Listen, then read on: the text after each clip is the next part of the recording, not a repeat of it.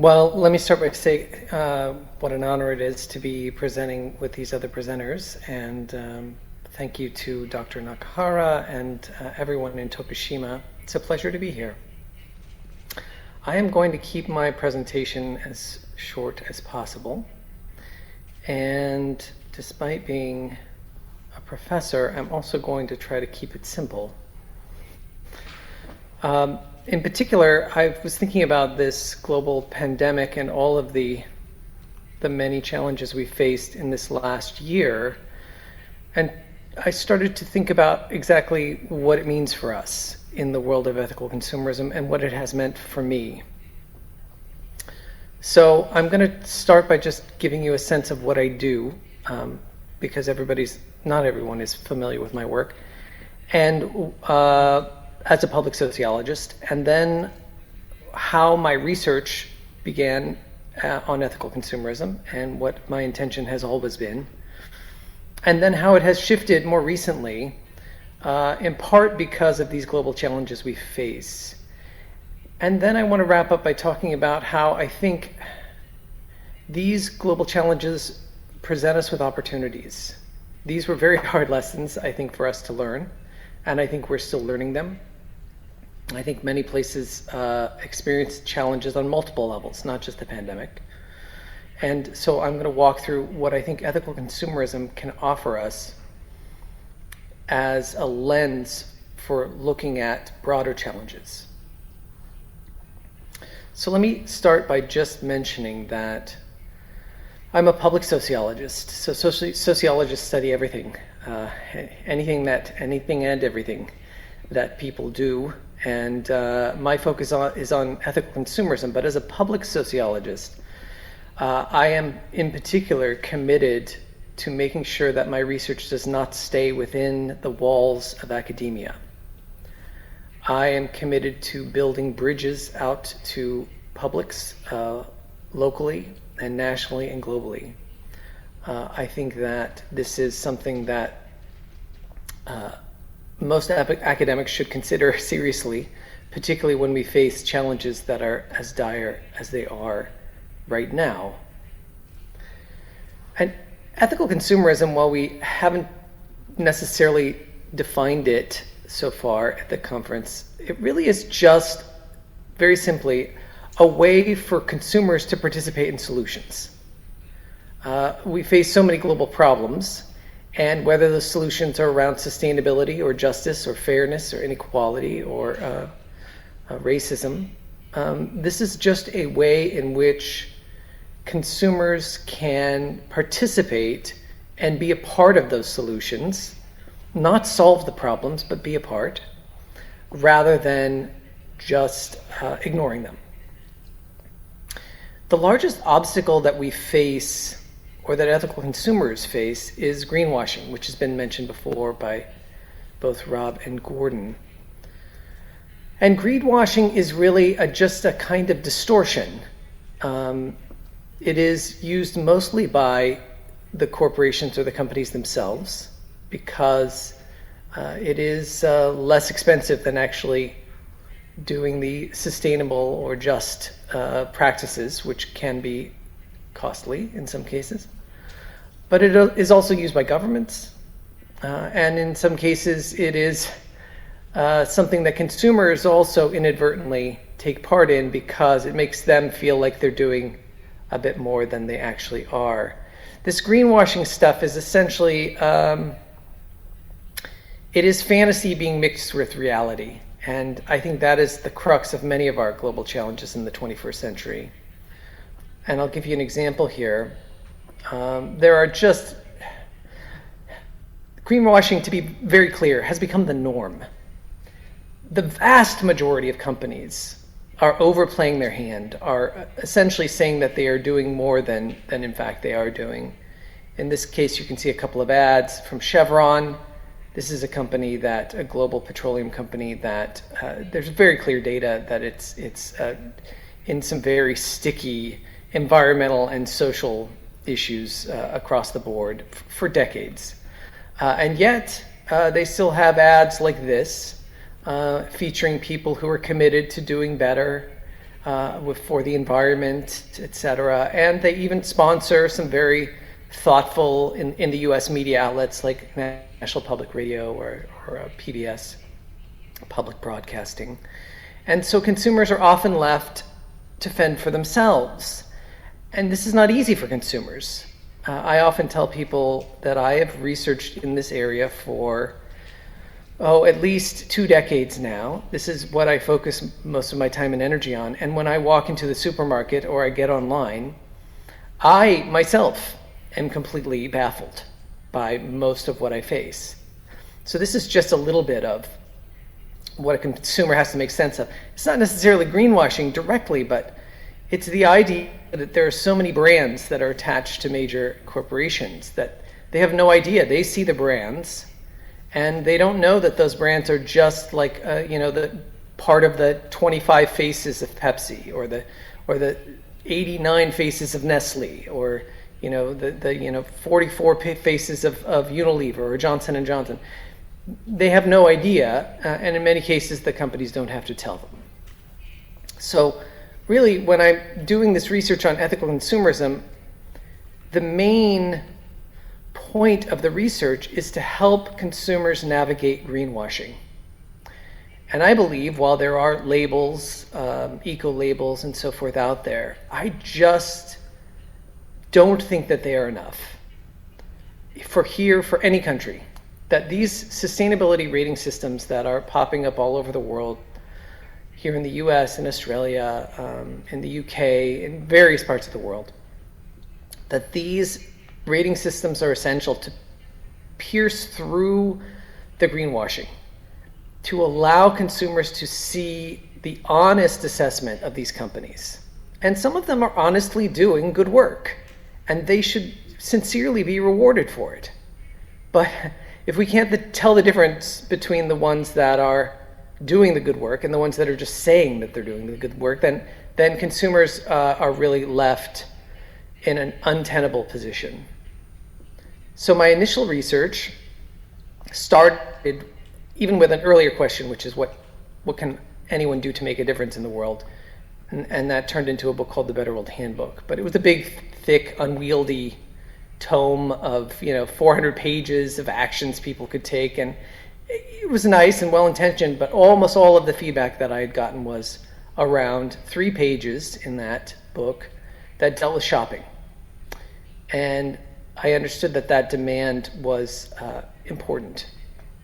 So 6 editions later of the shopping guide, just focused on ethical consumerism and cutting through greenwashing. The more that I did this research and the more that I investigated these other efforts around the world, the more I saw that, I thought it was very odd that we actually share these values in common. I find it very strange that while we can, country to country, culturally, we can be very different. But these very kind of fundamental values can be incredibly similar. And these projects around the world seem to focus on some combination of human rights, the environment, animal protection issues, issues of community involvement, issues of social justice.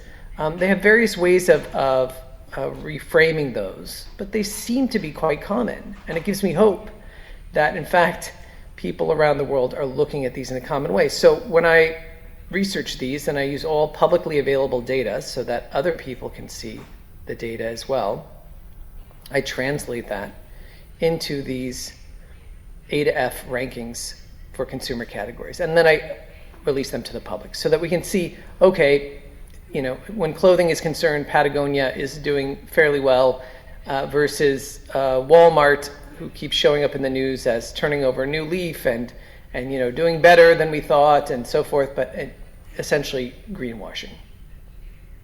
However, this is what I have been doing for a couple of decades, but in the last few years in particular, I've begun to shift in accordance to these global challenges that I think have made it much more serious, that I don't think we have quite the time and leisure that we thought we had when it comes to some of the things that we have faced in the last year. Obviously, there's the COVID-19 pandemic, and that has made us all pause and understand how fragile we are on this planet together, and also how difficult it is, and it's really revealed all kinds of underlying inequalities, whether it's with the distribution of the vaccine or whether it is with the fake news that both Rob and Gordon mentioned, where people are just spreading false information about whether or not it's useful to be vaccinated, et cetera. And in the meantime, there were climate change issues that were also mentioned, coming every year more and more seriously across the globe. But in addition, we found the influence of technology companies. And in fact, I'm coming to you now through one of those companies in particular, Zoom, right, which we've all suddenly had to rely on. And then again, Amazon, which most of the world turned to at some level to double their sales because most people weren't going outdoors. And then particularly in the US, but around the world increasingly, social media outlets like Twitter or Facebook have been implicated in things like the US election, the violence at the US Capitol, where a large group of people tried to overturn the elections. And the more data we have, the more it's turning out that the tech companies, the social media tech companies, are in some part responsible. And then finally, and most recently, the release of the Pandora Papers, in which we suddenly see that global elites are hiding through various banking systems around the world, including in the US, their assets and dodging the taxes that could help fund the various efforts that we need to fight these challenges, that international crime and many of these individuals and companies are utilizing this system in an unfair and unethical way. So rather than just focusing on these as, a particularly bad year for global events, I really think that if we look carefully at these challenges, they really point to solutions, potential solutions for us. We need greater transparency. We need clarity around what is real and what is false. We need to be able to label it.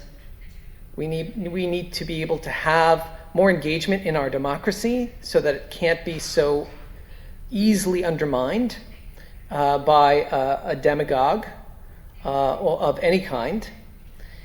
We need companies to take on increased responsibilities, but also consumers and voters.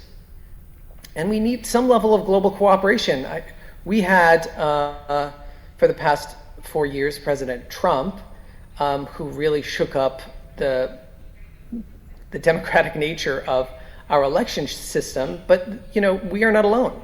There have been people along the same line who are essentially anti-democratic leaders around the world, and it's really, I think, opened people's eyes to the fact that democracies are fragile, and they need to be more adaptable and versatile.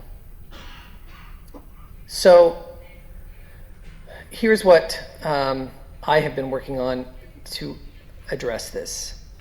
I started with a consumer app version of these shopping guides, and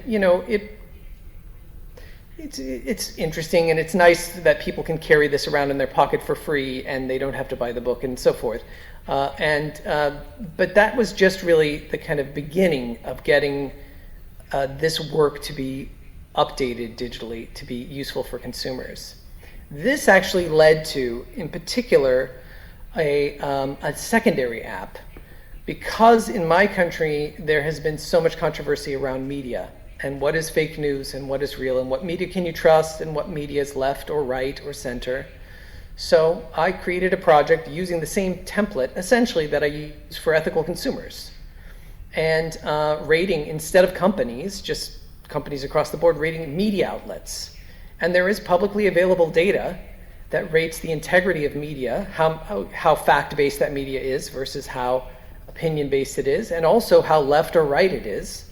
And that that kind of data can be placed in a system that rates media companies for their integrity and allows citizens and consumers to support those companies where they are getting more fact-based information and move away from those media outlets where they are more likely to end up in divisive and difficult positions. I also created, with the help of my students, a political version of this app in which we rate politicians in the US based on their honesty. There is public fact-checking data that takes the statements of various politicians, and it can be turned into useful data points as well. And we even created a very small mini YouTube video talking about the release of the app, and I will just see if this will play for you over this slideshow. Here we go. Voter Glass is a smartphone app that generates something different. Honesty report cards for politicians. Every politician is graded from A to F, not based on their political views, but based on the latest fact-checking data. The app currently includes 100 senators, 435 representatives, 50 governors, 26 White House officials, and 1 president. All raw data is publicly available online, so that you can fact-check us. This research was inspired by students at College of the Holy Cross in Worcester, Massachusetts, using a detailed study of political statements in a media analysis course taught by Professor Ellis Jones. Truth above politics. Let's get more honest politicians back into our democracy. Voter Glass, now available on iOS and Android. So this is just one other way in which I think we can take some of these templates and apply the same ideas that we're applying to corporations and begin to apply them not just in the economic realm, but in the political realm, in the realm of media, in other realms, to really strengthen, because what we're talking about with ethical consumerism is essentially economic democracy. So we begin to strengthen all of our democracies, all of our collective voices. Just as a note, there was a short documentary film released this year about the work that I've been doing at Better World Shopper at the Colorado Environmental Film Festival, called Every Dollar is a Vote, and that's available at somewhere on YouTube at this point. You can contact me if you're interested. So what can we do? Well, I think here we go. I think we can do quite a bit. And when I say we, I think all of us here, right now. And again, this is where my own bias towards being very practical about these questions comes in. I think we have to do a few things. I think that we are at the point at which we need to begin to seriously consider a version of our own rating systems that is global. Now, it doesn't mean we give up our own, of course. You know, this is important work in every country, but that we have a global version. In fact, I've had for a few years my students working on something along these lines. It's a very early prototype, an app, I think available on Android only at this point, called Eco Report Card, that tries to take all of the data available globally that we have with rating systems and create a kind of global grade for companies. I also think that it's important that we take the work that we've done nationally, particularly the US, UK, and Australia, and apply it to other countries like Japan and the Philippines and other places to begin to hand off some of our methodologies and some of our ways of getting at this data so that they can do it, other countries can do it, because we really need a system for each country. I mean, to be realistic, each country needs its own system. And further, I think we need to take these systems and put them at the province or state level and ultimately the city level. So once we nail down these national levels, I think it's really important to be able to give people a way to consume within their city or state the way that they are consuming at the national level if they have access to this kind of information. So it's really up to us to coordinate, and to be honest, I have no idea how I would carve out the time for this, but I think it really is at this point imperative that we coordinate and create maps for each other that would work at the global, national, and local level. So in conclusion, the focus for ethical consumerism 2.0 is really about more transparency. So yes, companies, that has always been our focus to combat greenwashing. But in particular, a kind of clearer focus on media, so that we begin to hold media outlets accountable for the amount of facts that they contain or fantasy. Banking institutions, to be very clear about which ones are involved in more and less ethical practices. Technology companies and social media companies, to make sure that we understand which ones are behaving responsible and which ones are not, so that we can transmit that information to our governments and to each other. And finally, to our democracies themselves, so that we can begin to get better over time at electing the politicians that are more likely to tell us the truth than the ones who benefit so much by deceiving us. These 21st century challenges really demand effective global cooperation, whether it is the pandemic or climate change. What we're really seeing is the emergence of a template for how we must begin to address these 21st century challenges, and without that global cooperation, I don't think any of these are addressable. Thank you for your time. As a side note, the 7th edition of the shopping guide is going to be released in March, so keep an eye out for that. If you have any other questions or information that you would like, you can visit the website, betterworldshopper.org, or email me, and I would be happy to answer your questions. And that is it for me.